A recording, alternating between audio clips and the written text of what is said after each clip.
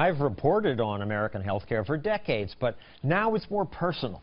Several weeks ago, a surgeon at that hospital cut a small malignant tumor out of my lung. I picked that hospital. Well, frankly, I didn't really pick it. My doctors recommended a surgeon there, and what do I know about the best place to go? I got a couple second opinions, but frankly, I spent much more time researching which cell phone to buy. That hospital is rated best in New York by a magazine. It's the kind of thing hospitals sometimes advertise. Proud to be named the #1 hospital in Tampa Bay by U.S. News & World Report. Good for them, but what does that really mean? Are the ratings accurate? Do they really help people shop for the best health care? We rarely have as much information about hospitals as I had shopping for this phone. So how should we shop for health care? Let's ask two people who think about that a lot. Dr. Ron Noy is an orthopedic surgeon who says Americans should get more personalized health care.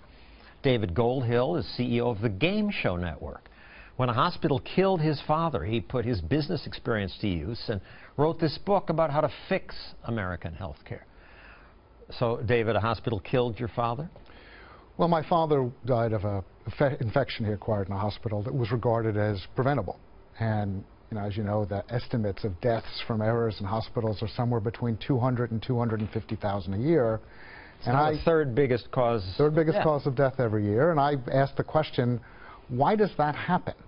Why are hospitals not incented to do that? And again, these are errors, and many of them are regarded as preventable. So where is the incentive gone wrong? But they have an incentive not to kill you. Of course they do. The question is, are they strong enough? And the argument I've made is that, unfortunately, the customer of the hospital isn't the patient.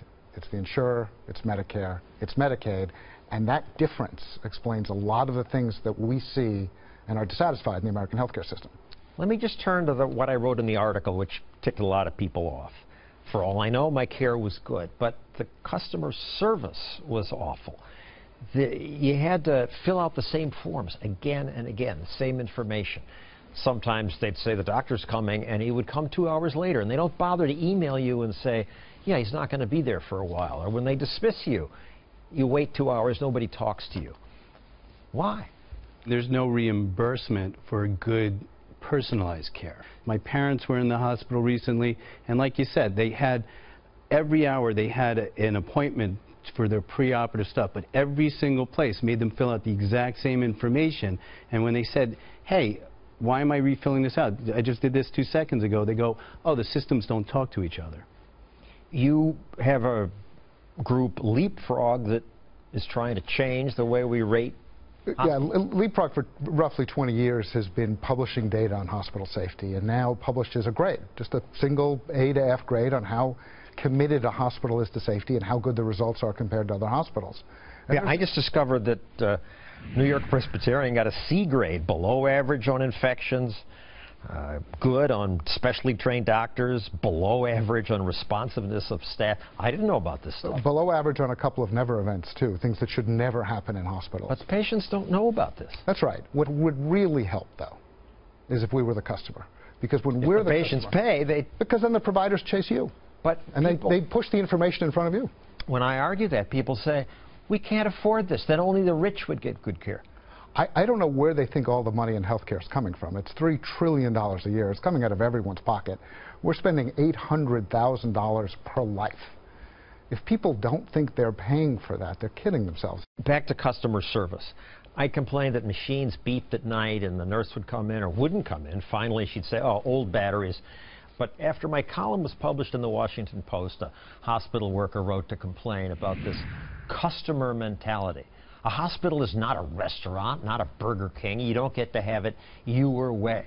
You can't sleep in a hospital with all the beeping and everything else, and the lights are on, and you got, it's all those fluorescent lights that are right in your eyes. How are you supposed to get better if you can't sleep, if you don't get good food? These are really important things that they're people important. The food? Absolutely. Compared to the surgery? Well, there's probably no part of the economy in which good service would mean more to producing the product. People feeling cared for, people feeling taken.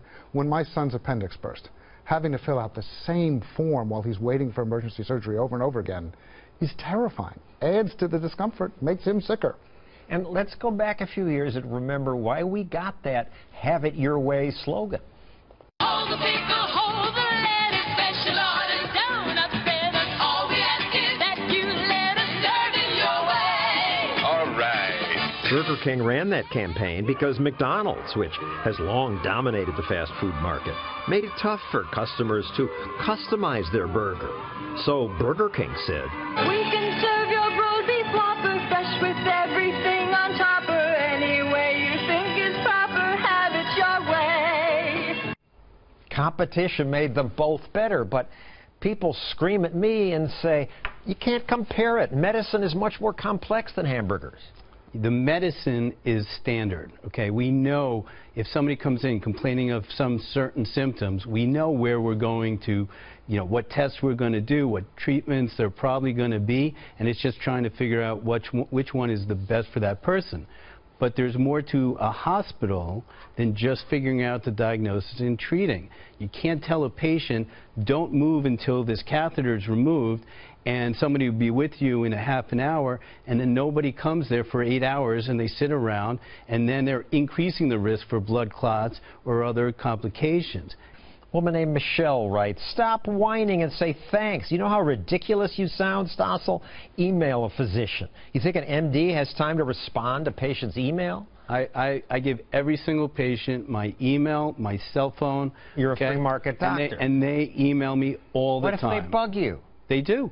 But that's my job. Every industry would love to have a pass like that, right? Service doesn't matter. It doesn't care. For $3 trillion, it's okay for us to expect the health industry to have the same information technology and commitment to service that every other industry has. We're paying for it. Some other criticisms. In a truly free market, society wouldn't subsidize the cost of Stossel's smoking. In a free market, he'd be dead. But just to be clear, I never smoked. Some people get lung cancer who didn't smoke. And in a free market, I would have gotten better care. I wouldn't be dead. Another one. Let's see him negotiate the price of chemo versus surgery when he's in the ambulance on the way to the hospital. Medical care is not amenable to the usual market forces. So this is something that I hear all the time that is just bizarre. Nobody who says this has ever actually been in our healthcare system, which is so complicated, so difficult to navigate, so impossible to figure out how to get approval for things you need even during an emergency. In a consumer-driven system where the providers are competing to get customers, you do less work, not more work. And they would have reputations. You wouldn't make the decision in the ambulance. You know which hospital was cheaper or better. You wouldn't have unreadable bills because they want you to pay them.